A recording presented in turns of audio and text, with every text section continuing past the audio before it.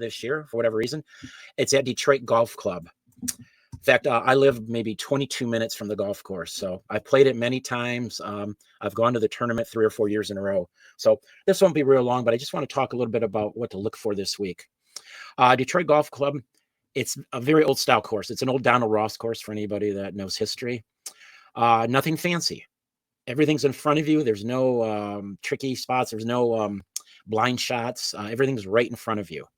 So it's not a long course. Well, 7,300 yards, but it doesn't play long. The rough is not horrible. It's not going to be like the PGA or the Memorial, places like that, or even last week at the Travelers. They don't let them. The PGA does not let them cut the keep the rough way up 4 inches. Usually they have it like 2.5 inches.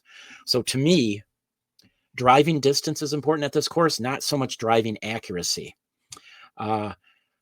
There's not a lot of trouble if you're off the fairway. There's some trees here and there, but you're not going to be penalized like at most courses. So I don't worry so much about driving accuracy as I do. Distance helps. Also, too, hitting greens and regulations, very, very important. And one thing on this course, the last 5 years, it's been like a 70 to 73% green regulation, which is probably in the top 5, top highest. So overall, even though the greens aren't large, they're fairly accessible and easy to get to. They don't have a lot of runoff on the sides, things like that. So it's a pretty straightforward course. The other thing is, it's really interesting, but on this course, for some reason, putting from 9 feet and in is very important on this course. It's kind of strange because the greens aren't crazy undulating and things like that, but for some reason, some guys struggle from 9 feet and in. So I wish I could give you an exact reason on that. Wedge play is very important because they're going to have a lot of shots from like 125 to 150 range. So you are looking for somebody that has a good short game also. The winning score, I think this is its 7th year, has averaged between 18 and 26 under par. So it's a birdie fest. I mean, there's definitely lots of birdies made. So I know some of the guys like it. Truthfully, this field is stronger than it's been maybe forever. I mean, I'm not saying they got all the guys like Scotty and Rory, but they do have Morikawa. They got Bradley. They have Cantlay. I could go on and on. So it's a better field than it's been over the years. So to me, I'm kind of looking as a winner. I've got one, I guess you'd call him favorite. I would look at Patrick Cantlay. He's plus 1,600. He's only played here once, but he did finish T2. I think it was 2 or 3 years ago.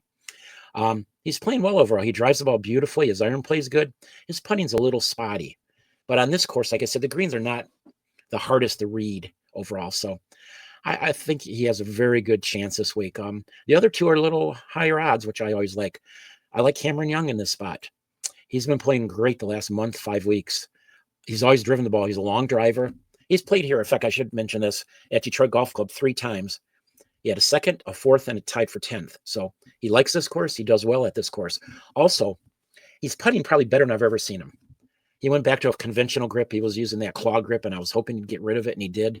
And he's putting much, much better. His iron play is spot on right now. So, I think he's got a great chance. The other, I guess I'd call him kind of long shot that I like is Matt Fitzpatrick. Now, he's never played here before, but I don't think that's a detriment on this course. It's not like you need to see it more than maybe once. So I'm sure he's had a chance he's going to play it today and tomorrow. What I like about him, he's driving the ball really well, longer than ever. His iron play is getting back to where it should be because he was wild earlier in the year because he was trying so hard to gain distance. He was working so hard on speed. It really affected his overall play. The driver got better, but the other clubs didn't. He's always had a good short game. Now it's starting to get better, and he's finally putting well the last 2 tournaments because he went through a little funk with his putting also, again, for whatever reason. But I don't think he's going to have a problem at all on this course. I really do not. Now, my top 10s, I don't know about everybody, but it's like if a baseball team has won 8 in a row, I bet them on the 9th game. I usually wager on teams or people until they lose. Conversely, if a team lost 9 in a row, I'm going to bet them to lose 10 in a row. That's just how I am. So for top 10, one person I like is Ben Griffin. If you've been following golf at all, he's had 5 great weeks in a row. And I don't think he gets tired. He's missed only 1 or 2 tournaments this year, but he still seems refreshed, and he's so confident right now. He drives the ball longer than he ever has. His putting is really, really good, and his iron play has been fantastic. So I definitely got a feeling he's going to be in top 10. I also like, I don't know if people know this, Harry Hall. Tall guy, 6'4". He's from England originally. He's been on tour, I don't know, 3 or 4 years now. His driving's not the best, but again, it's not a priority on this course. But his iron play, his short game, wedges, and he's a wonderful putter. One of the best, probably one of the top 10 putters in the world. So I think he's going to do real well. I think he's played here twice before, but I really believe he's going to do well. And the other top 10 I like is Max Grazerman. Very good ball striker, tee to green. He's been a little bit off lately, but the last 2 tournaments, he's really come along well. He's played here only once last year. I think he finished either tied 30 or 31st. But he was not putting well a month ago. But the last couple of tournaments, his putting's back to where it should be. And again, on these greens, I think he's going to be just fine. Top 20. I like Emiliano Grillo. I don't know, never know if I get it right. Grillo. He's at plus 230.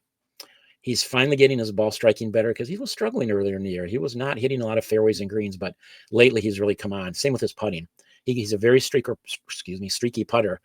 And right now he's putting very well. And streaky putters usually do well at this tournament.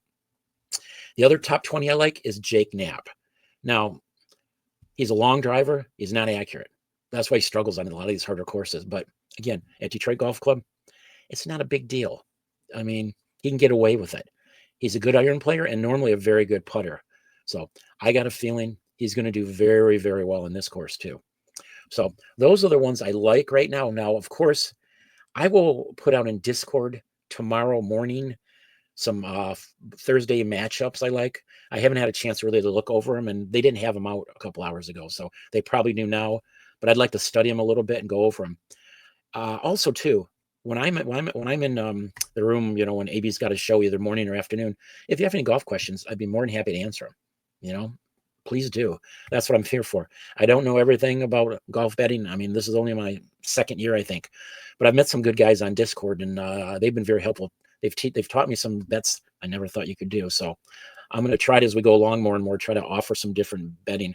And I do like the live bet, especially on this course. There's going to be a lot of birdies made. So you might want to look at some of these players who are really good with birdies if you have any type of data you use.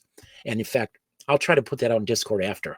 I totally forgot to look at birdies percentages because it's a key on this course. It really, really is. But for now, that's kind of what I have to talk about at Detroit Golf Club. It's going to be a fun one.